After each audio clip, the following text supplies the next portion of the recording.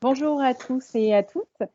Donc je suis Aurore Godon, je suis psychomotricienne et formatrice pour Ambition Handicap. Je vous remercie à tous d'avoir répondu présent pour ce webinaire. Juste à titre d'information, vos micros sont bloqués. Vous pouvez écrire vos questions dans la discussion et on y répondra au maximum à la fin des 20 minutes de présentation. Et le webinaire sera accessible à partir de demain. On vous enverra un lien par mail. Voilà, donc on va pouvoir commencer. Je suis ravie de recevoir Emmanuel Madieu aujourd'hui. Merci beaucoup. Bonjour à qui tous. va nous faire cette présentation. Donc voilà, je suis Madieu Manuel, je travaille actuellement à Montpellier, au CHU de Montpellier, en ligne 3 au CRA Languedoc-Roussillon et en ligne 2 sur une unité spécialisée troubles du neurodéveloppement et de l'apprentissage. D'ailleurs, c'est dans ce cadre-là que je ferai ma présentation. Je fais partie du Centre d'excellence sur l'autisme et autres troubles du neurodéveloppement et je suis également doctorant à l'UQTR, donc l'Université du Québec à Trois-Rivières, pour un travail sur justement les TND. Donc aujourd'hui, en fait, parmi les choses que j'avais envie de partager, c'était parce que ma pratique à moi, c'est j'ai une pratique pédiatrique en fait, au niveau des enfants adolescents ayant des troubles du neurodéveloppement, et je voulais qu'on échange un petit peu sur la place du psychomotricien. En tout cas, je vais vous présenter comment moi je me positionne par rapport à ça, et ça sera l'occasion après de pouvoir échanger un petit peu ensemble. Alors déjà, faut se mettre d'accord sur la définition des troubles du neurodéveloppement, ce que c'est.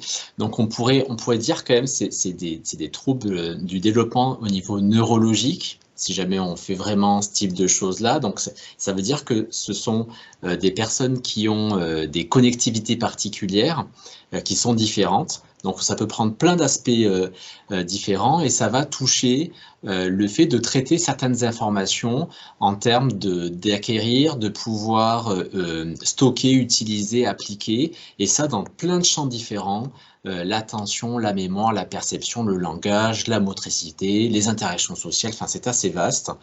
Et d'une manière générale, moi je me positionne dans la définition des troubles du neurodéveloppement dans le DSM-5, c'est-à-dire vraiment dans cette nomenclature qui est actuellement la plus actualisée.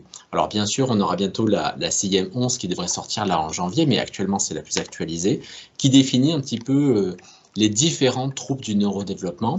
Donc parmi ceux-là, on en trouve un certain nombre, hein, le trouble du développement intellectuel, qui des fois change un petit peu de nom suivant à quoi on se réfère, les troubles de la communication, le trouble du spectre de l'autisme, le trouble spécifique des apprentissages, les troubles moteurs, dont un trouble dont j'aime particulièrement, c'est le trouble développemental de la coordination. Ça fait partie de mes troubles, entre guillemets, préférés, que je connais bien, mais on a d'autres choses comme les tics, les mouvements stéréotypés, et également le TDAH, le trouble déficitaire de l'attention avec hyperactivité. Et aujourd'hui, comme j'ai que 20 minutes, mais c'est normal, c'est bien pour être un petit peu efficace, je vais surtout me focaliser sur 3 d'entre eux, 3 avec lesquels j'ai plus peut-être également d'appétence et sur lesquels je vois plus en clinique. Le TSA, le trouble du spectre de l'autisme, le TDC, qu'on appelait avant la dyspraxie, le trouble développemental de la coordination, et le TDAH, le trouble déficitaire de l'attention avec hyperactivité. De manière générale, tous ces troubles du neurodéveloppement, ils sont estimés un peu partout dans le monde à environ 17% pour les âges d'âge scolaire. Donc c'est quand même une population qui est assez récurrente, assez importante. Chacun des troubles du neurodéveloppement, c'est estimé pour une majorité d'entre eux entre 4 et 6% à peu près, sachant qu'il y a beaucoup de comorbidités. C'est pour ça que tout réuni, ça ne fait pas un chiffre énorme, ça fait 17%, sachant que les études qui étudient les troubles du neurodéveloppement dans leur ensemble sont assez rares et on est de nombreux professionnels de santé à pouvoir agir avec, et donc c'est le cas de cette intervention, le psychomotricien qui nous intéresse. Donc le psychomotricien, c'est important de se demander dans quel cadre il intervient, en fait, notamment dans le champ des TND, parce que ça va donner un profil, ça va donner un axe. Donc, une des choses qui permet de me définir moi, mais on peut en débattre, c'est le fait que statutairement, on est auxiliaire médical. Et ça veut dire plusieurs choses. La première, ça veut dire qu'on est une discipline médicale. Ça, c'est très important. Et ça veut dire du coup qu'on a à la fois les privilèges, mais également les obligations qui sont dues aux éléments de la médecine. Donc, une des obligations, c'est que vous savez qu'en tant que psychomotricien, et pour ceux qui ne sont pas psychomotriciens mais qui nous suivent, on ne peut pas agir sans prescription médicale pour un bilan ou pour n'importe quel soin en psychomotricité. Ça, c'est la première chose. Et la deuxième chose, c'est qu'on est assujetti aux obligations en médecine, qui n'est pas forcément une mauvaise chose pour moi d'ailleurs. Et une des obligations de médecine, il y en a plusieurs, c'est qu'on est obligé d'utiliser des outils et des interventions basées sur les faits. Et ça, en anglais, ça s'appelle l'evidence-based medicine, evidence-based practice. Et je voulais revenir un petit peu avec vous sur ces concepts-là. Alors, l'evidence-based medicine, evidence-based practice, en fait, c'est le recoupement de 3 grands champs. Le premier, c'est celui qui vient immédiatement en tête, c'est d'utiliser et d'avoir connaissance des données probantes scientifiques les plus actualisées. C'est la sphère que vous avez violette, mais ça ne se réduit pas à ça. L'evidence-based medicine, c'est avoir les données probantes scientifiques et les croiser avec les valeurs et les préférences du patient. C'est-à-dire que mon patient, il a le choix, il est au centre du projet thérapeutique et je vais lui donner un éventail de possibles, mais peut-être qu'il ne sera pas d'accord avec les meilleures données probantes scientifiques et je vais devoir composer avec. Et puis, il n'y a pas que les données probantes scientifiques disponibles, les plus actualisées, les valeurs et préférences du patient, il y a également moi, mon jugement clinique, ce que j'en pense. C'est-à-dire qu'avec ma connaissance, avec ma pratique, peut-être que je vais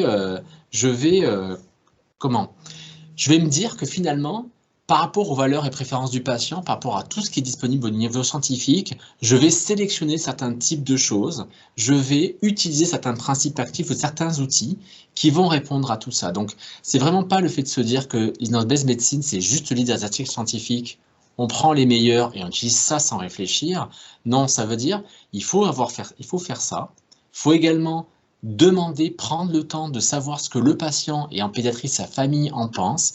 Et moi également, en tant que professionnel, il faut que j'arrive à analyser tout ça, à trier tout ça pour faire correspondre l'unicité de mes patients avec ce que je sais faire, ce que je connais, et également ce qui est disponible dans la science. Donc c'est vraiment quelque chose qui n'est pas facile et qui demande pas mal de compétences différentes et qui permet de ne pas avoir des actions qui sont robotisées, mais vraiment des choses qui sont spécifiques aux patients, qui rendent compte également de ce qu'on est en tant que thérapeute et d'utiliser également les données scientifiques disponibles. Alors quand on parle de données scientifiques, la question, c'est que parfois, c'est un peu compliqué de savoir, de trier l'information, savoir qu'est-ce qu'il faut chercher, comment il faut le chercher. Et une manière de se repérer là-dedans, c'est d'avoir en tête ce que j'ai représenté à l'écran, c'est la pyramide de l'évidence. D'une manière générale, plus vous allez vers le sommet de la pyramide, et plus ce que vous lisez, vous pouvez vous y fier, et c'est valide au niveau scientifique. Le niveau le plus bas, mais qui a quand même une valeur scientifique, c'est les pratiques courantes. Vous êtes dans un service, vous allez dans un cabinet libéral particulier, il y a des choses qu'ils font couramment. En général, les gens, c'est pas pour rien qu'ils le font, c'est parce qu'ils ont vu de manière empirique que ça fonctionnait bien.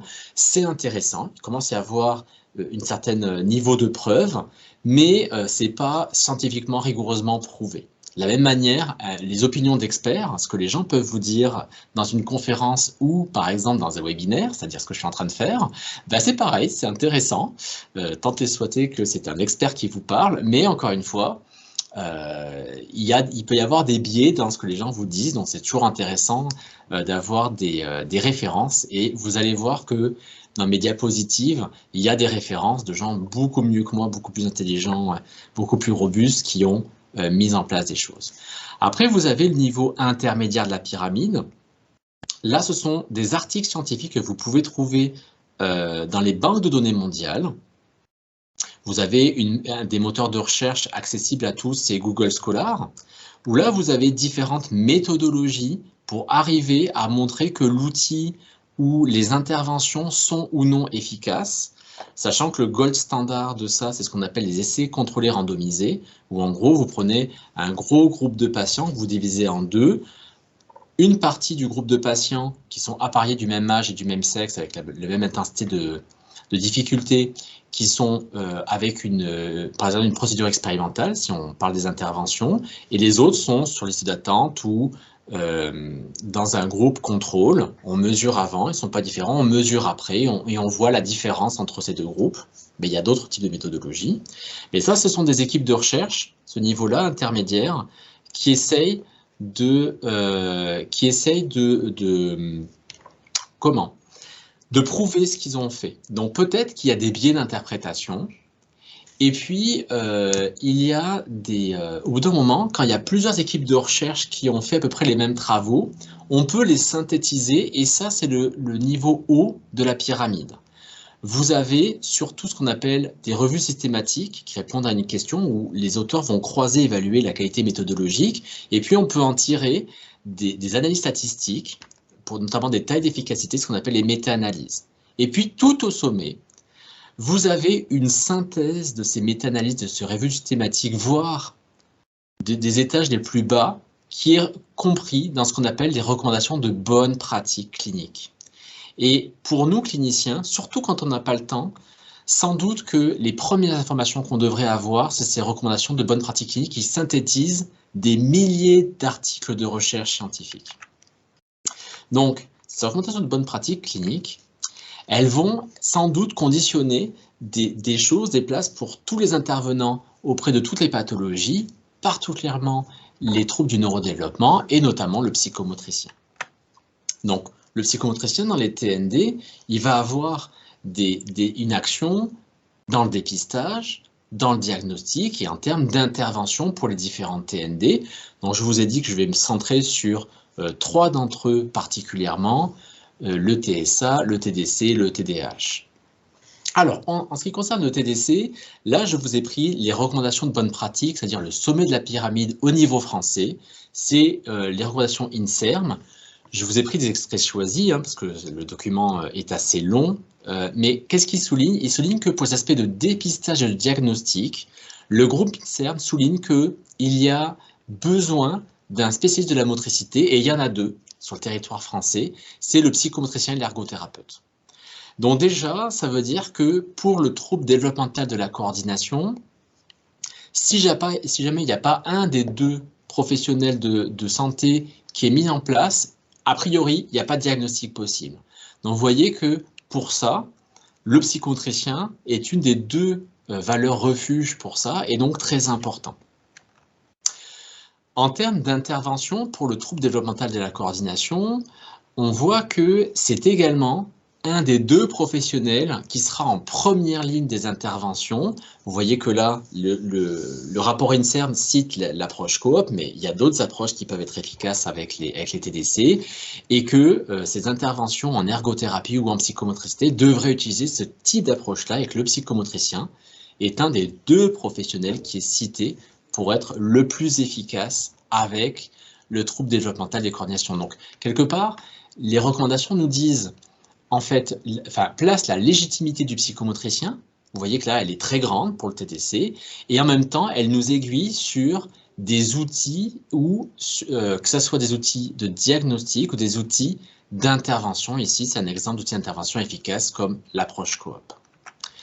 Si jamais on regarde un petit peu ce que nous disent les recommandations pour le TDAH, notamment nos recommandations à nous françaises, donc là, on a la haute autorité, donc on a 2 gros organismes au niveau français, on a l'INSERM et on a la haute autorité de santé qui produisent des recommandations. D'ailleurs, a priori, il va y avoir un chantier sur le TDAH qui va être repris, donc je pense que là, on va avoir des nouvelles recommandations de bonnes pratiques au niveau du TDAH. Donc, quand on voit la partie, donc la partie 4.2.3 de les recommandations HAS, pour les aspects de dépistage et de diagnostic, parce que des fois aussi, les psychomotriciens peuvent se demander si vraiment on est légitime par rapport au TDAH. La réponse est en toutes lettres dans ces recommandations-là.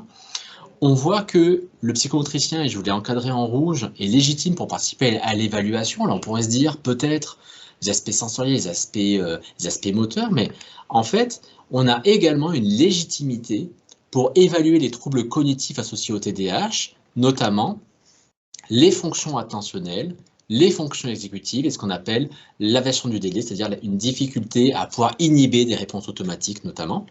Donc ça veut dire que Du moment que le psychomotricien est suffisamment formé, il est tout à fait légitime pour faire ce type d'évaluation dans le cadre du TDAH. Il n'y a pas forcément besoin d'un neuropsychologue. Et en tout cas, cette partie-là, elle est partagée par de nombreux professionnels dans lesquels le psychomotricien n'est pas exclu. Donc ça, c'est quand même quelque chose que je pensais d'assez intéressant à pointer en termes de légitimité. Et puis, on doit par contre utiliser, il y a des obligations qui vont avec ça, des tests étalonnés. Donc là, vous avez sans doute eu une pratique, une connaissance de ça.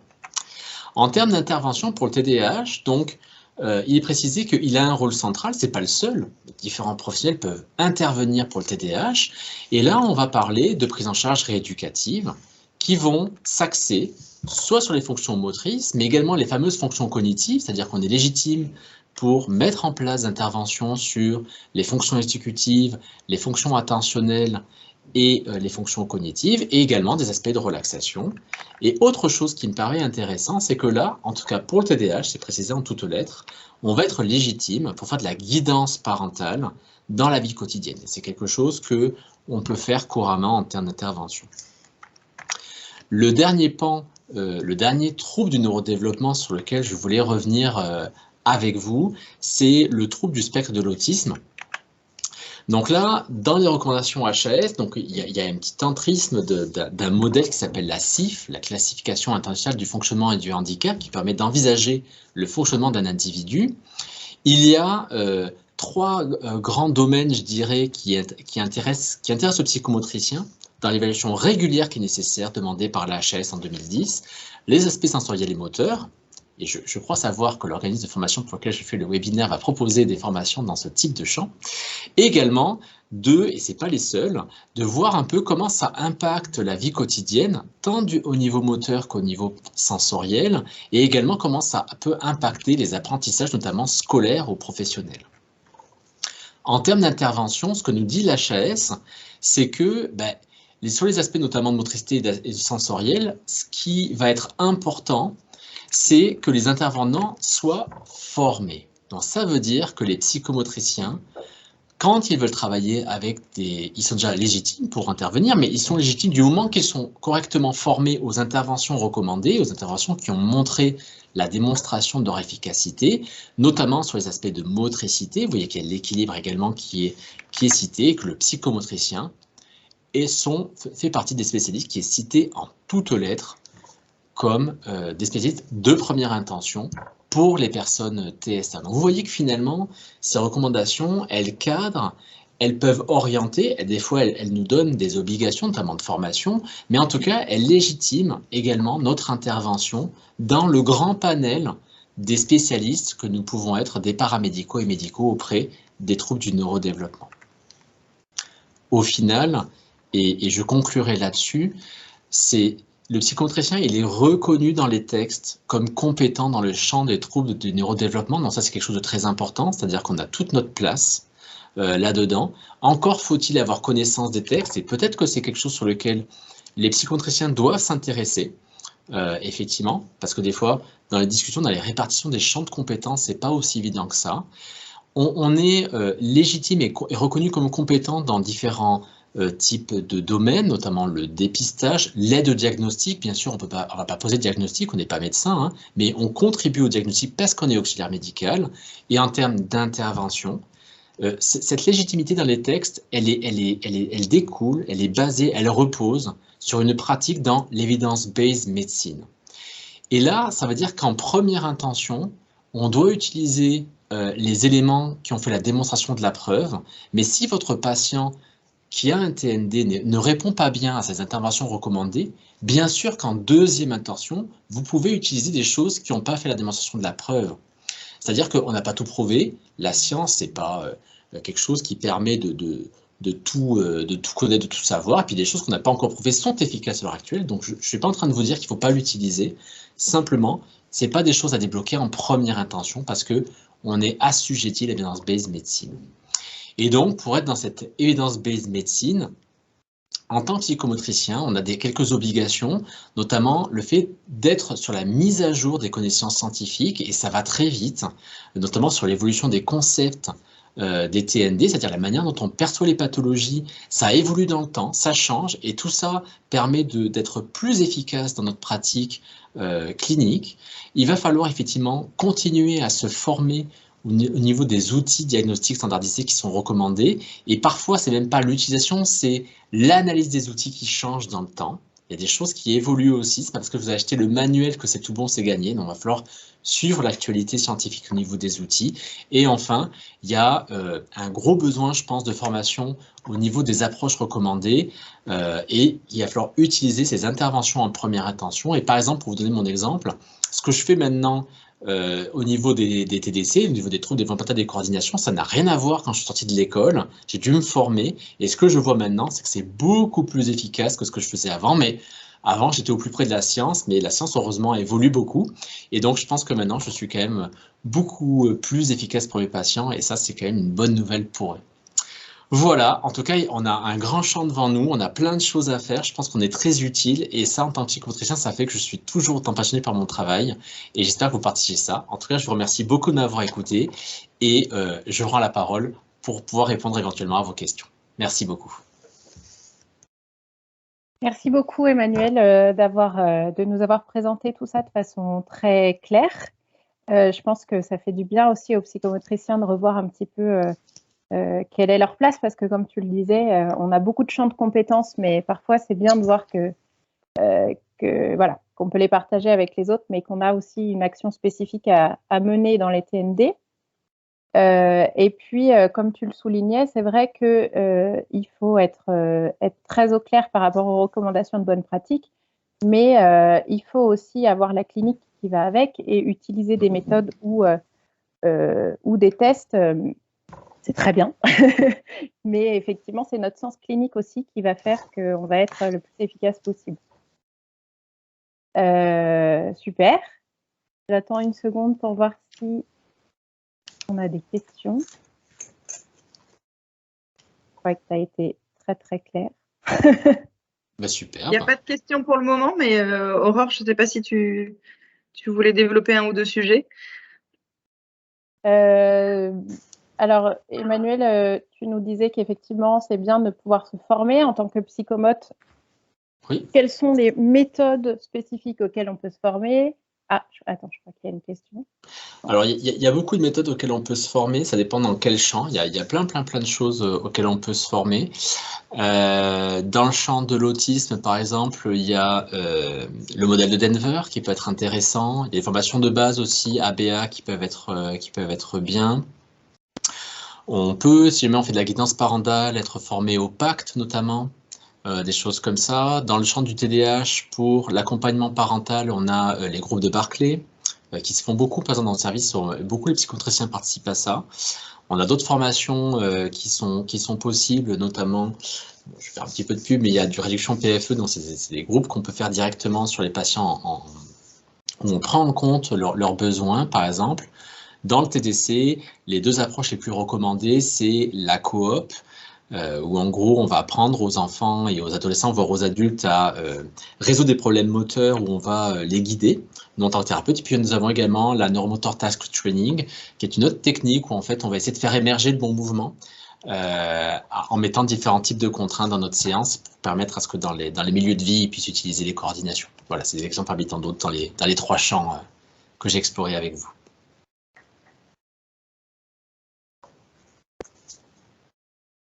Il y a quelques personnes qui lèvent la main. Il faut écrire les questions dans la discussion parce que vous n'avez pas la possibilité on ne peut pas ouvrir vos micros. Donc, il faut bien poser les questions dans la discussion. Voilà. Alors, on a une question et peut-être qu'elle va pouvoir être précisée. Est-ce que une orthophoniste peut faire un diagnostic et une rééducation de TDC? Alors déjà, aucun paramédical ne peut poser de diagnostic. Ça, c'est la première chose. Donc, qu'on soit psychomotricien, orthophoniste, ergothérapeute, on ne peut pas poser de diagnostic. Par contre, on peut mettre dans notre conclusion de dire que le tableau est clinique et des éléments de test fait penser à une hypothèse de TDC, par exemple. Ça, c'est tout à fait possible. Et au contraire, c'est très bien de mettre vos impressions cliniques, vos hypothèses diagnostiques. Si vous pensez également que la famille va bien réagir à cette annonce, vous voyez ce que je veux dire, il y a toujours ce qu'on communique est toujours à réfléchir.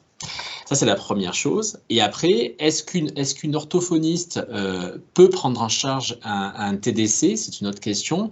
Si jamais, effectivement, le TDC touche l'articulation et les aspects moteurs très à l'orthophonie, complètement. D'ailleurs, il y a des orthophonistes qui se forment à la coop, hein, c'est tout à fait évident.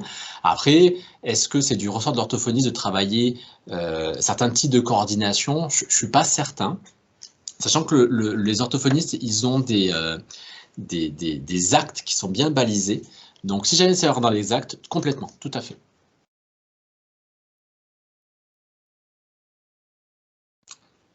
J'espère que ça répond à la question.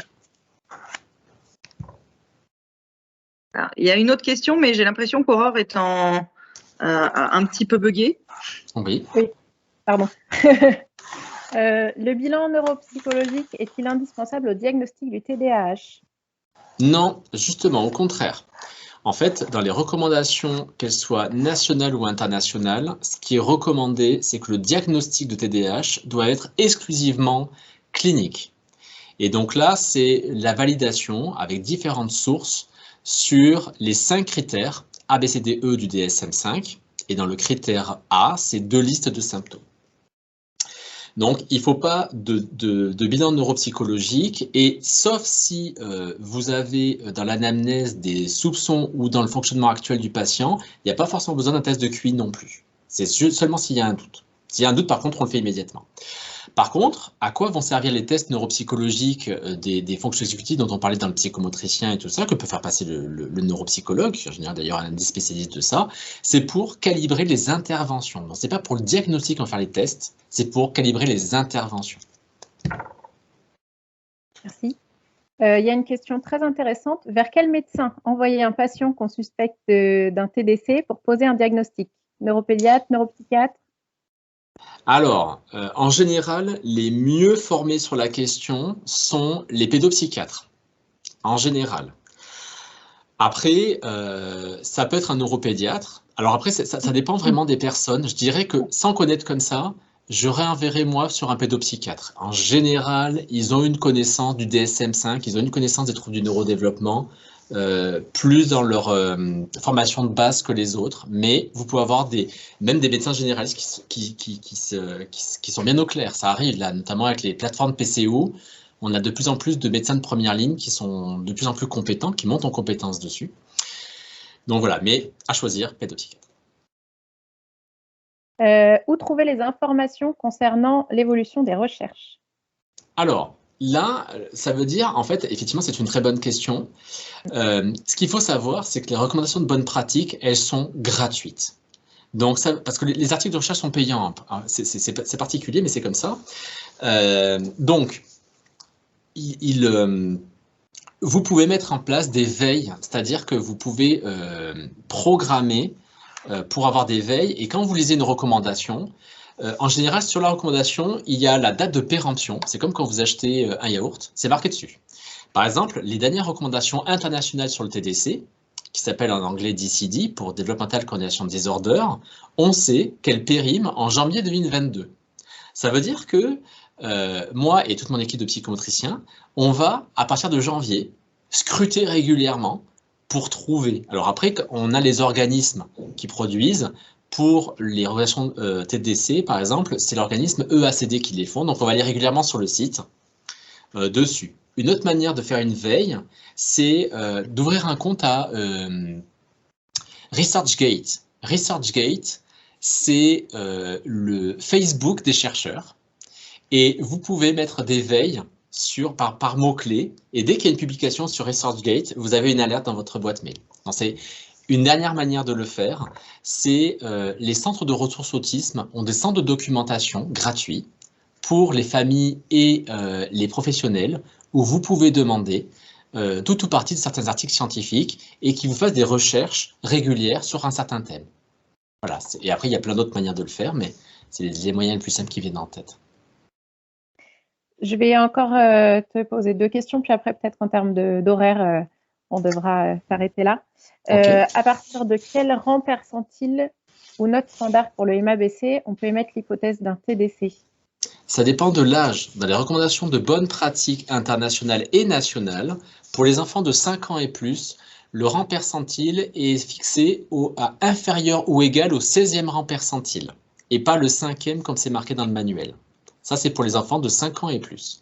Pour les enfants de moins de 5 ans, la note seuil est fixée à inférieur ou égal au 5e rang percentile, sachant que pour les moins de 5 ans, pour valider le critère A parmi les 4 critères A, B, C, D du TDC, il faut 2 évaluations qui ont une note totale inférieure ou égale au 5e rang percentile distante d'au moins 3 mois. Après, il y a des cas particuliers aussi, mais donc retenez que suivant l'âge, ce n'est pas le même rang percentile. Inférieur ou égal pour les moins de 5 ans, inférieur ou égal au 5e rang percentile pour les moins de 5 ans, et inférieur ou égal au 16e rang percentile pour les plus de 5 ans.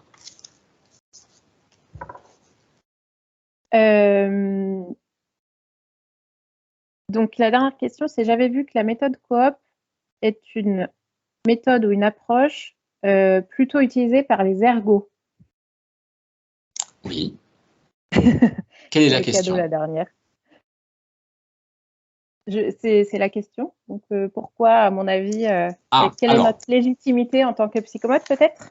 Alors, l'idée, c'est que vous avez vu sur les diapos, déjà, donc là, on va prendre directement les diapositives, on va lire ensemble, hein, mais vous voyez que ici, là, sur la diapo sur les interventions sur le TDC, vous voyez qu'il faut utiliser des interventions qui visent les activités de la participation, notamment en ergothérapie et en psychomotricité, et parmi ces 2 corps des métiers, vous voyez qu'il y a la méthode coop. Donc déjà, l'INSERM nous dit qu'on est compétent pour le faire. Ça, c'est la première chose. Pourquoi il y a les ergothérapeutes ont pris le train en marche avant? Parce que la traduction littérale d'Occupational Therapist, qui est le corps de métier qui a inventé au Canada la méthode coop, se traduit par ergothérapeute. Mais ce qu'il faut savoir, c'est que les ergothérapeutes français ne peuvent pas travailler en tant qu'Occupational Therapist à l'étranger, parce que la formation est incomplète. Donc finalement, le champ des Occupational Therapists à l'étranger est un savant mélange, grossièrement, entre de la psychomotricité et les ergothérapeutes. Après, dernier élément, c'est que il y a des instructeurs certifiés, qui sont certifiés par un organisme international pour former à la coop, c'est-à-dire la formation dans le monde coop est la même pour tout le monde, quel que soit le pays. Et donc, il y a des instructeurs certifiés qui sont psychomotriciens sur le sol français, qui a été validé et entraîné par cet organisme international coop. Donc, voilà. Donc, ça soit en tant que pratique ou en tant qu'instructeur, les psychomotriciens sont tout à fait reconnus comme compétents au niveau international pour l'utiliser. Il n'y a aucun souci là-dessus. Je remercie Emmanuel. On avait dit qu'on s'arrêtait à 13h, donc je suis désolée, on va s'arrêter, même s'il y a encore des petites questions. Je pense que moi j'ai encore 2-3 minutes, hein, je suis pas à la pièce, pas de problème. C'est comme c'est pour vous. Si tu as encore le temps, on va peut-être se prendre encore 1 ou 2 questions. Allez, 2 questions, après on arrête. Est-ce qu'il y a des recherches sur le lien entre le TDC et la dysproprioception? Alors, ça c'est intéressant parce qu'effectivement, la dysproprioception, c'est quelque chose qui est en train de monter en force. Je suis en train de me renseigner dessus. Donc, c'est le fait que la dysproprioception donne en cascade des troubles du neurodéveloppement, notamment particulièrement la dyslexie. Et les mesures correctives sont des mesures correctives pluridisciplinaires avec la pose de prisme au niveau de lunettes, le fait de poser des cales au niveau des dents et des semelles orthopédiques. Alors pour l'instant, à ma connaissance, il y a une petite étude que je n'ai pas encore lue, qui est disponible, qui a été faite par une équipe de Lille. Et je n'ai pas plus de connaissances, mais c'est partie des choses que j'aimerais bien approfondir. En tout cas, en l'état, c'est quelque chose qui, effectivement, il pourrait y avoir des éléments là-dedans, mais il n'y a pas plus de données que ça. Il y a quelques données sur le fait que la répartition du poids sur la voûte plantaire n'est pas bien équilibrée et pourrait résulter d'un problème de proprioception, par exemple. Donc on a quelques faisceaux comme ça, mais on n'arrive pas à le raccorder encore. Donc, c'est possible que oui, mais ce n'est pas encore un stade où vraiment les recherches sont univoques sur le sujet. Il y a besoin de cet intérêt en fraîche, mais c'est une piste prometteuse. Tout à fait. Et il y a une question, quels sont les autres tests étalonnés, donc je pense les autres tests que le MABC, pour faire l'hypothèse diagnostique d'un TDC? De manière générale, tous les tests qui sont normés et standardisés sur le territoire français sont bons pour le diagnostic du TDC. Donc ça peut être, donc on a le MABC2, le MABC1 peut être aussi utilisé. On a également la NP-MOT par exemple. On peut avoir le produit pegboard si jamais ça concerne uniquement la motricité fine. Différents tests, du moins qui sont normés, standardisés, ça marche. L'avantage du MABC2 est double. Le premier, c'est qu'il est étalonné récemment, c'est le plus récent qu'on ait, ça c'est le premier. Le deuxième, c'est qu'une recherche sur deux utilise le MABC2 dedans, ce qui veut dire que les conclusions des équipes de recherche peuvent facilement les transposer si on utilise le même outil. Mais en aucun cas, c'est le seul. Par contre, on peut utiliser les autres, mais c'est vrai que si jamais vous avez le choix, c'est celui-là qui est recommandé en première intention. Mais si jamais vous n'avez pas le choix pour votre patient, parce que c'est votre jugement clinique dans l'évidence-based médecine, vous pensez que c'est plus pertinent un autre, utilisez l'autre. Votre jugement clinique est tout aussi important que le reste. Super, merci. Écoute, je crois que tu as répondu à toutes les questions qui nous ont été posées. Merci encore. Merci encore pour cette intervention, Emmanuel. Je conclus juste donc en vous informant que les formations de Ambition Handicap débutent en janvier. Voilà, vous avez le programme de formation sous les yeux. Elles sont pluridisciplinaires. Donc, elles sont données par des psychologues, orthophonistes, psychomotriciennes. Et notamment pour les psychomotes, il va y avoir une formation sur la théorie de l'intégration sensorielle, une sur le profil sensoriel, l'utilisation du profil sensoriel, une justement sur le dépistage précoce des TND dans le bilan psychomote et sur l'intervention. Et puis, il va y avoir aussi une formation plus générale sur les principes de prise en charge précoce dans le TSA. Mais vous avez aussi toutes les autres formations qui sont accessibles sur le site associationdejoker.org. Donc, nous serons ravis de vous accueillir et de pouvoir approfondir ces sujets sur les TND. Voilà. Je vous souhaite à tous une très bonne journée. Je vous remercie beaucoup d'avoir suivi ce webinaire et je vous dis à bientôt. Au revoir, à bientôt.